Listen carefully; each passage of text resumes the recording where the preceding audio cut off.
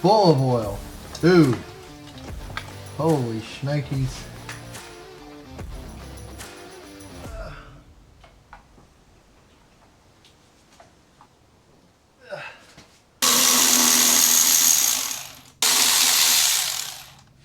Okay, you guys, today we're going to be changing out the spark plugs on the 7M. We already have it torn apart, as you can see, and today I have the BCP R7ES from the NGKs. These were recommended by somebody else with a 7M who I know is making well over 700 horsepower. I'm going to be basically utilizing the same thing in my car, because if it's good enough for him, it's definitely good enough for me. The problem is this valley, this center valley, I got to remove all my tools out of it. But basically, there is a massive bolt holding it in, and that is a 14 millimeter Allen key, whatever you want to call it. So I had to special order a tool just to do that. I didn't do it the last time when I did the valve cover gaskets because I didn't have this. Well, today I have the tool to do it. Another thing you can do if you don't have this special tool, it's literally a 14 millimeter Allen. You can order it, but God forbid you run into an issue where you don't have this tool and you want it done that same day. You can grab a 14 millimeter hex head bolt and then just take two nuts and lock them down on top of each other. Thread them right down. See, I got technically three 14 millimeters here. And you tighten these down and you shove it into the Allen head, and like, look, it's the same size. You just flip it over and push it in. And then as long as these two are tight enough, you'll be able to use a wrench or whatever to put on this bottom one and twist it, and it should break it free and knock it right off. Longer the bolt, probably a little bit easier if you have something that's probably a couple inches at least, or 10 centimeters or so, wherever you're at in the world. Anyways, let's go ahead and I'm just gonna use this thing because that's what I have now. For starters, I gotta figure out a way to suck all the oil out of there. So that should be fun. Let me get the vacuum set up and see what we can come up with. Actually, you know what? Let me go ahead and get this onto here. And let's start with removing these plugs.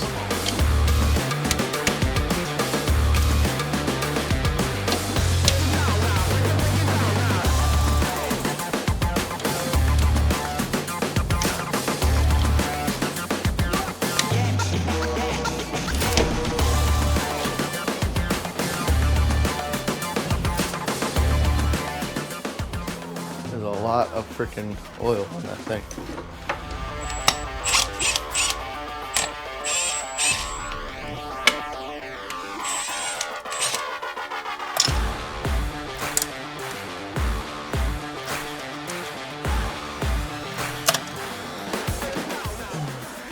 Alrighty, so there's that. Okay, so to clean out my spark plug valleys, spark plug tube holes rather, I'm just gonna use a brake bleeder, believe it or not, with the end taken off. It's just a tube that'll put suction on it, and it's small enough to get in and around the spark plugs. It's just the right size. Most of these are pretty clean. I think it's just the rear two that are really bad. Finish it up. I'm gonna spray a little brake clean down in here. Just gonna use a rag to cover the splatter, basically, to keep it from splashing back into my eyes.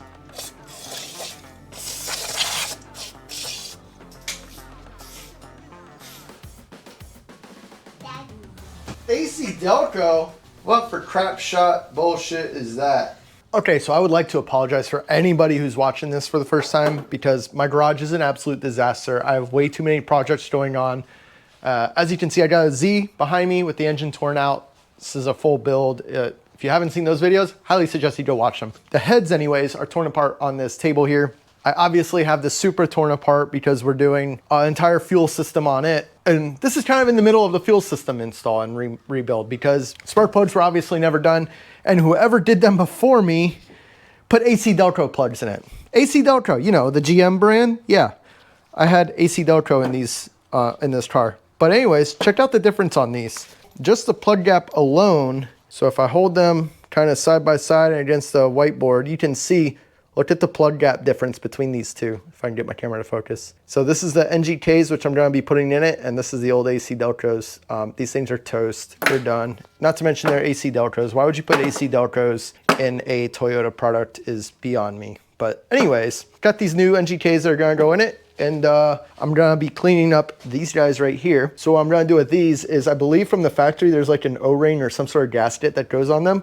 I'm actually just gonna be using some RTV gray at the very top of it. and threading it down, and it should seal up quite nicely, I hope. That's what I've read anyways. A lot of people use the Toyota black gasket, but I use gray for pretty much everything. RTV gray the world, right?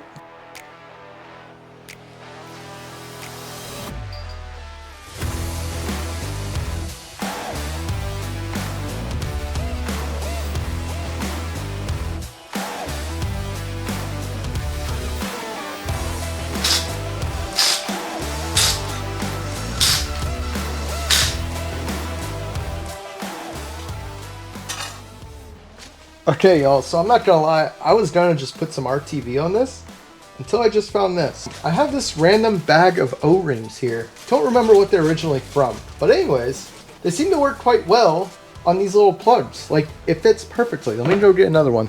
Like, look at this, It doesn't quite slide down without a little bit of stretch. Fits just over the threads, and then it seats right where it needs to on the bottom side.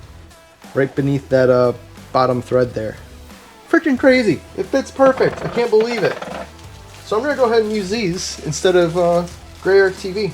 I believe these are 16 by 1.5. Don't remember what I was going to use them on. I'll know here in a second.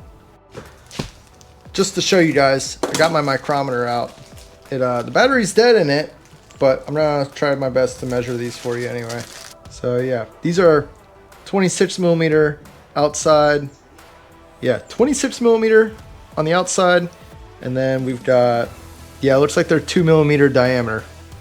So 26 millimeter outside diameter, 2 millimeter diameter, which leads to a 22 millimeter inside diameter. If you were to order your own from somewhere else, I got these, like I said, off Amazon. I could probably put a link down in the description for you guys. Comes in a pack of like 50 of these things. Also, one more quick thing I wanted to show you guys here with these little plugs right here. So, I'm going to also not only use the O-ring because, well, if I'm being honest, I don't think it's going to seal up too well. What I'm going to use is the Permatex thread sealant. If you guys can get your hands on some of this stuff, it is awesome. I've had this stuff for years. I've used it on, well, it's a good substitute for like NPT threads and stuff. So, granted, these are not NPT threads. I'm going to put some on these threads. As kind of like a, well, secondary barrier, more or less. Once this stuff hardens up, it acts just like an RTV. To be honest, I don't even know how much it is anymore. Like I said, I've had this stuff in my toolbox for years. I've used it very sparingly. And as you can tell, it is very, very worn with all the dirt on it. But anyways, I'm gonna put some of that a little bit on threads and we're gonna see what happens. Just gotta make sure everything's real clean before you put that stuff on it. I'm actually going to use a little bit, probably extra, because these are quite massive threads. And I really want it to seal up.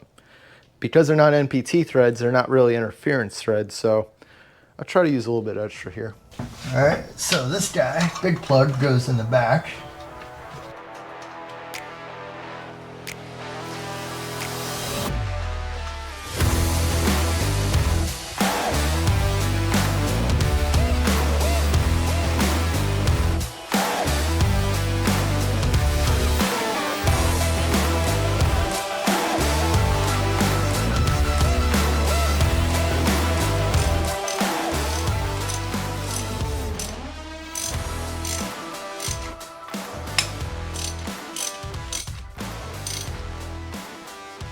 These should be torqued no more than you would do like an oil pan drain bolt, by the way.